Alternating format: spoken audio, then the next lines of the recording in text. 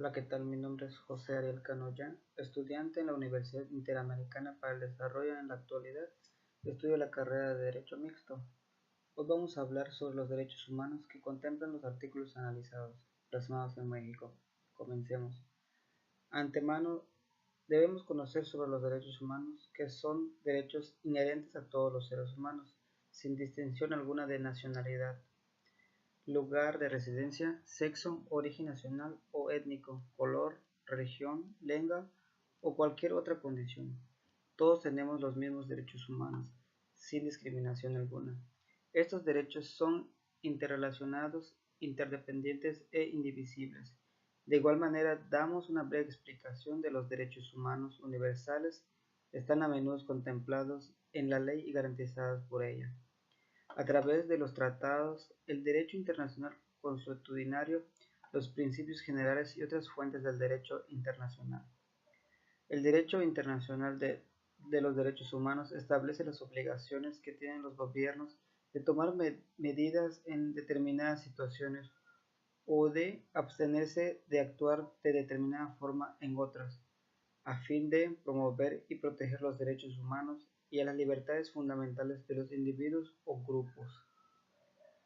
Como entendimos nuestra breve explicación sobre los derechos humanos, nos enfocamos a los siguientes artículos 14 y hasta el 23 de la Constitución.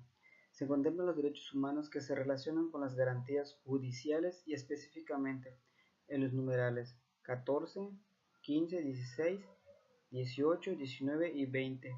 Se prevén los derechos referentes al proceso penal acusatorio y oral. Asimismo, a la seguridad jurídica de los acusados y víctimas. Constitución Política de los Estados Unidos Mexicanos. En su artículo donde nos habla de los derechos humanos, artículo 1. Este artículo contiene el principio de la igualdad a favor de todos los individuos que se encuentran en el territorio nacional. El artículo dice que todo ser humano es libre en razón de hecho de ser hombre, por lo tanto, en México no existe la esclavitud, reiterada la garantía de igualdad. Artículo 2. Hallamos una garantía de seguridad jurídica, elegir de acuerdo a sus normas, procedimientos y prácticas tradicionales, a las autoridades o representantes para el ejercicio de sus formas propias de gobierno interno. La nación mexicana es una única e indivisible. La nación tiene una composición puericultura, sustentada originalmente en sus pueblos indígenas. El artículo 14. A ninguna ley se dará efecto retroactivo en perjuicio de otra persona. Nadie podrá ser privada de libertad o de sus propiedades, posesiones o derechos, sino mediante un juicio seguido de los tribunales previamente establecidos, en el que se cumplan las formalidades esenciales del procedimiento y conforme a las leyes expedidas con anterioridad al hecho. Artículo 15. Es de seguridad jurídica porque no se garantiza la celebración de tratados para la extradición de reos políticos, ni del orden común, ni de convenios que alteren las garantías de esta Constitución para el hombre y el ciudadano. Artículo 16. Este artículo que contiene una granita de seguridad jurídica, ya que nadie puede ser molestado en su persona, familia, domicilio, papeles o posesiones, sino en virtud mandamiento escrito de la autoridad competente, que funde y motive la causa legal del procedimiento. Artículo 17. Ninguna persona podrá hacerse justicia por sí misma, ni ejercer violencia para reclamar su derecho. Artículo 18. Es un artículo de seguridad jurídica y con este artículo se inicia el estudio de las garantías de carácter penal y procesal. En el consigna de la que pena corporal solo podrá derivarse de delitos.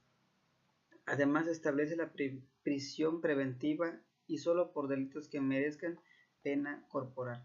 La purgación de la pena será una prisión diferente, estando las mujeres separadas en otro lugar. Artículo 19.